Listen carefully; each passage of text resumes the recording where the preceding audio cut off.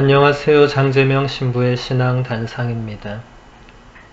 오늘도 베네딕토 16세 교황님의 권고 사랑의 성사의 한 부분을 보도록 하겠습니다. 권고 94항에서 교황님은 이렇게 말씀하십니다. 성찬례 거행과 성체 조배를 통하여 우리는 하느님 사랑에 가까이 다가가고 사랑하는 주님과 하나 될 때까지 각자 그 사랑 안에 머무를 수 있게 됩니다. 성찬례 거행은 미사 참례와 같은 말이죠. 성찬례, 미사, 성체성사, 사랑의 성사, 구원의 성사 다 같은 말입니다. 그러니까 우리 신앙인들은 미사와 성체 조배를 통해서 하느님의 사랑에 가까이 다가가고 그 사랑 안에 머무를 수 있는데 거기서 최종 목표이자 지향점은 사랑하는 주님과 하나가 되는 것입니다. 이것이 우리 신앙인들의 가장 큰 목표죠.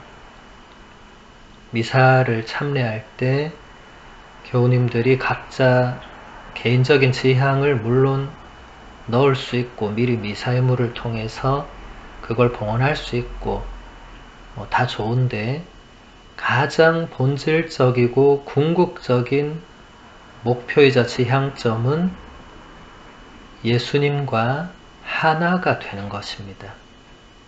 이것이 2000년 동안 우리 교회가 미사를 봉헌해 온 이유입니다. 그래서 우리 신앙인들에게 삶의 중심은 미사와 또 성체 조배여야 합니다. 미사는 이제 날마다 거행이 되고 또 그 시간에 오시면 이제 참여가 가능하니까 이제 자리를 어느 정도 잡았다고 볼 수 있는데 이제 성체 조배는 아직까지 많은 분들이 그냥 여러 신심 중에 하나 정도로 인식하는 경향이 있습니다. 그래서 성체 조배 회에 들어간 사람은 성체 조배하고 안 그런 사람은 안 하고 이렇게 생각하는 경향이 있다는 거죠. 그렇지 않습니다. 미사 못지않게 성체 조배도 우리가 하느님 사랑에 가까이 다가가고 주님과 하나 되는데 매우 중요한 길이 됩니다. 성체 조배는 크게 어려운 건 아닙니다. 우리가 성체 앞에, 감실 앞에, 또 성체 조배실이 있는 경우에는 현시된 성체 앞에 침묵 가운데 조용히 앉아서 머무르면서 기도하는 거죠.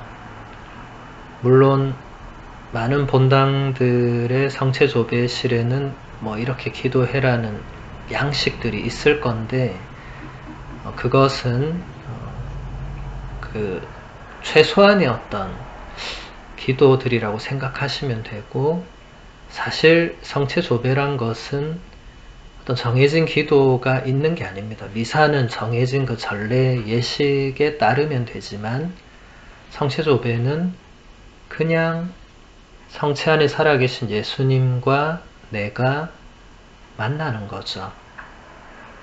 서로 만나는데 여러분 사랑하는 사람도 서로 만나기 전에 미리 이거하고 이거하고 이거하고 이렇게 정해놓고 만나지 않죠. 그냥 만나서 자유롭게 정해지죠. 성체 조배도 똑같습니다. 그냥 만나서 그냥 그 시간에 그냥 자유롭게 그분과 대화를 나누면 됩니다.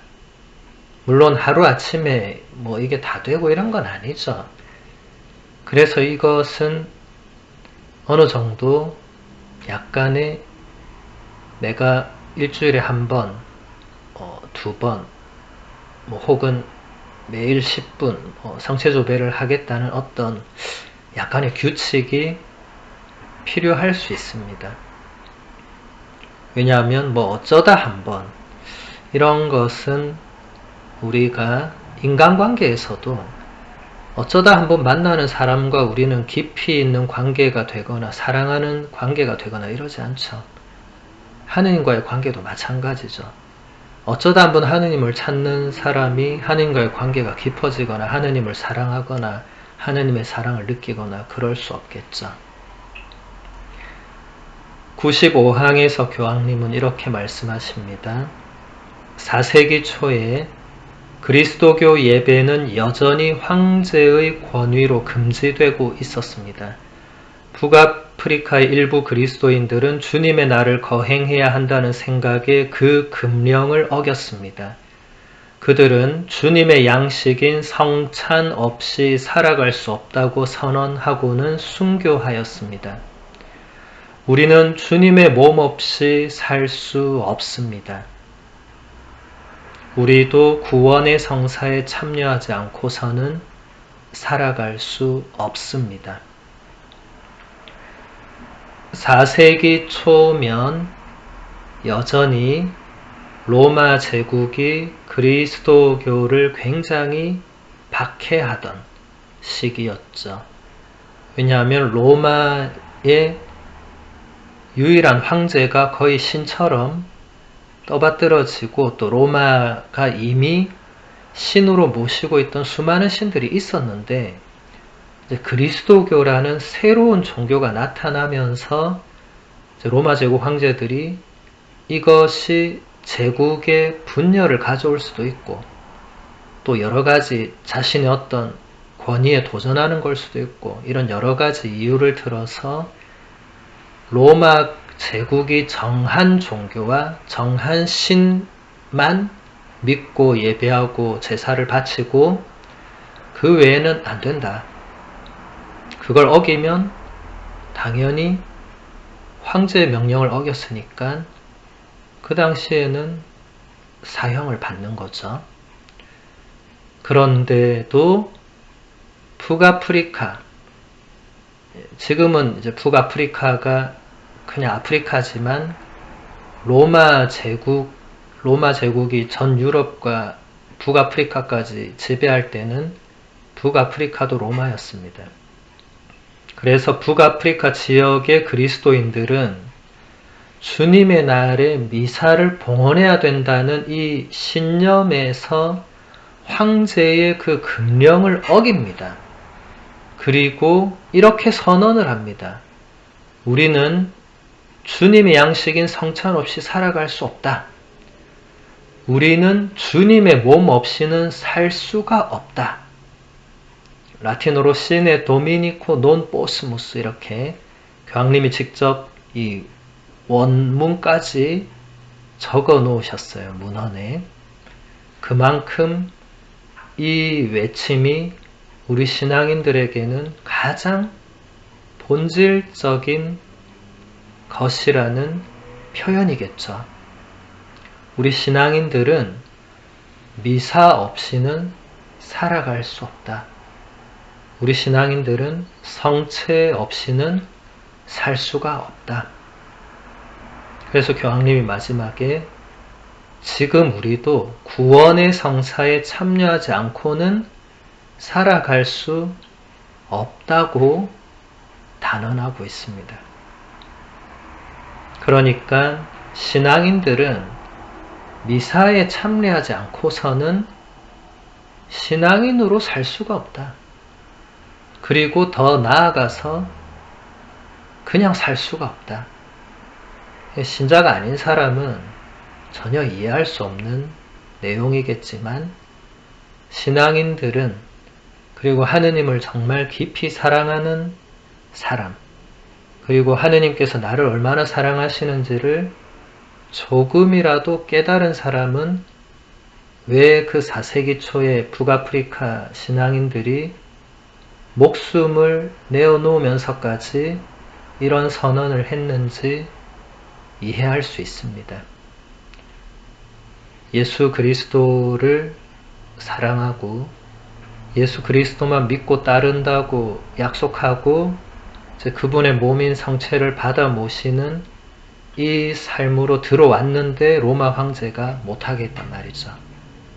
이거는 로마 황제가 예수님보다 위에 있으면 몰라도, 그리고 로마 황제가 예수님보다 나를 더 사랑하고 나를 더 구원해주고 나에게 영원한 생명을 준다면 몰라도, 그렇지 않으니까 북아프리카 신앙인들은 그걸 받아들일 수 없었던 거죠.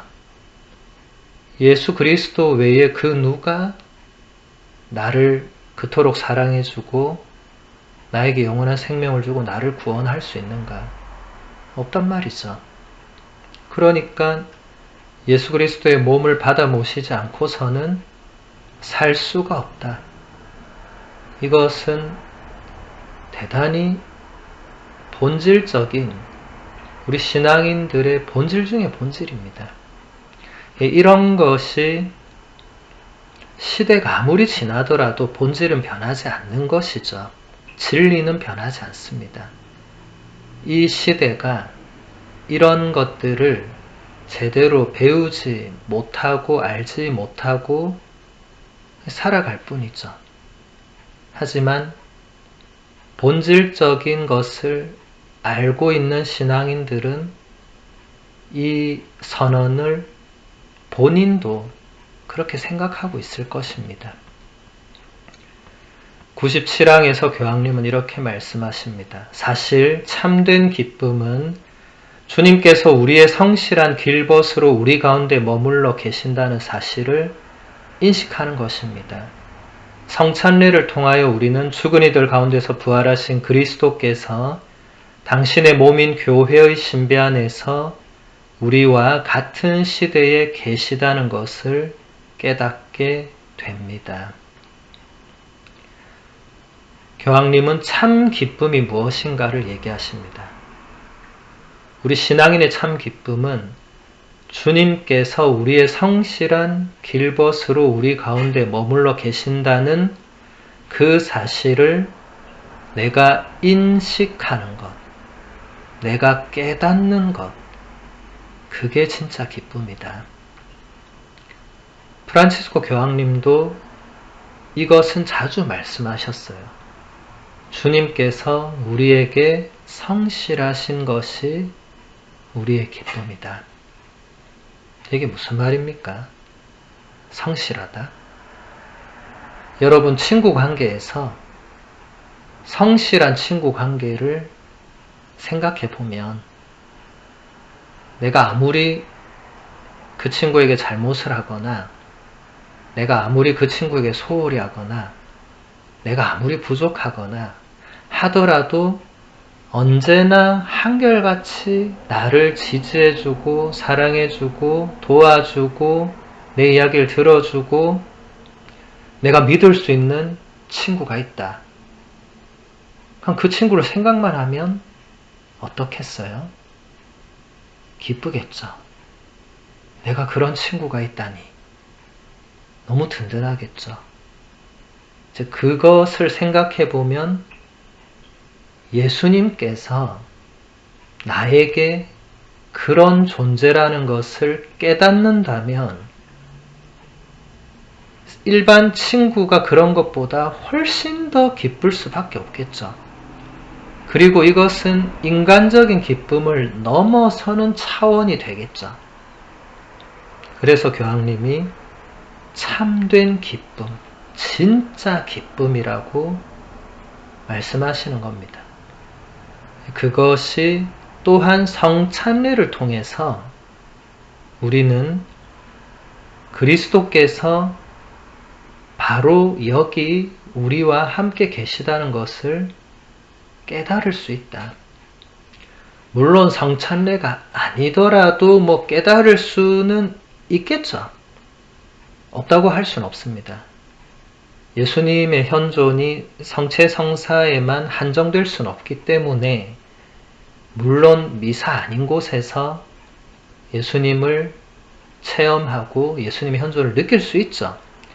그런데 성체성사는 예수님의 현존이 가장 탁월하게 드러나는, 예수님 당신 스스로도 최후의 만찬 때 이것을 제정하시면서 여기에 당신의 현존을 가장 분명하게 약속하신 우리의 이 보증이 되는 겁니다.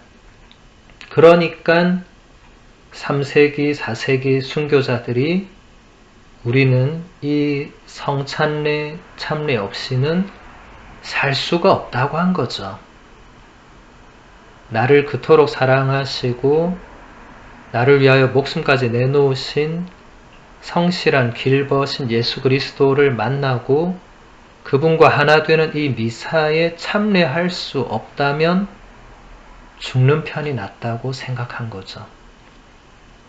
순교자들이 인간적으로 용기가 뛰어나서 다 그렇게 했다. 이게 아니고 본질적으로는 바로 이런 확신, 이런 어떤 사랑에 대한 체험, 이런 기쁨을 느꼈기 때문에 순교로 이어질 수 있었던 거죠.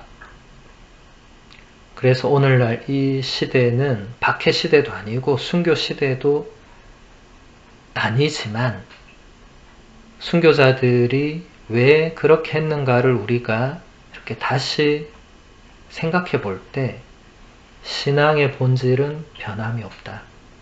그래서 지금 우리도 여전히 하느님께 똑같은 사랑을 받고 있고 하느님은 우리에게 언제나 성실한 분으로 우리 곁에 계시고 우리가 그것을 깨닫는 것이 참된 기쁨이 되고 그것의 가장 좋은 통로는 바로 성찬례 또 성체조배가 된다 라는 것을 베네딕토 교황님이 우리에게 알려주고자 하시는 것입니다. 오늘은 여기서 마무리하겠습니다. 천주의 성모님 당신의 보호에 저희를 맡기오니 어려울 때 저희의 간절한 기도를 외면하지 마시고 항상 모든 위험에서 저희를 구하소서. 영화롭고 복되신 동정녀시여